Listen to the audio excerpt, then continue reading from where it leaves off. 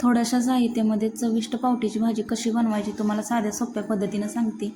मी पावट्याच्या शेंगा सोलून घेतल्या। तो पावटा स्वच्छ धुवून एका गरम कढईमध्ये थोडंसं तेल टाकून लालसर होईपर्यंत भाजून घेतला।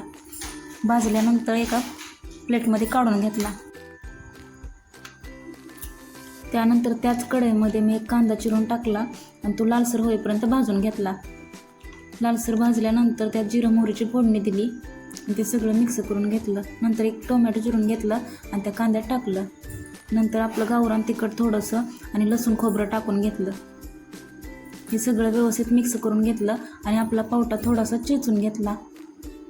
अख्खा पावटा अर्धा अर्धा होईपर्यंत चेचला आणि तो त्या मसाल्यात टाकून घेतला। टाकल्यानंतर व्यवस्थित मिक्स करून घेतलं आणि चवीपुरतं मीठ टाकून थोडंसं पाणी ओतलं।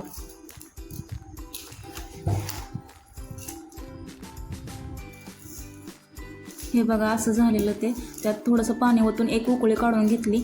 उकळी काढल्यानंतर तुम्हाला पाहिजे तेवढं तुम्ही शेंगदाण्याचा कूट टाकून घेऊ शकता आणि अजून एक 2-3 मिनटं शिजवा। अशा पद्धतीनं पावटा जर केला तर इतका चविष्ट लागतो, एकदम मस्त लागतो खायला। भाकरीसोबत, चपातीसोबत, कशासोबत पण तुम्ही खावा आणि वरून थोडीशी कोथिंबीर टाकायची।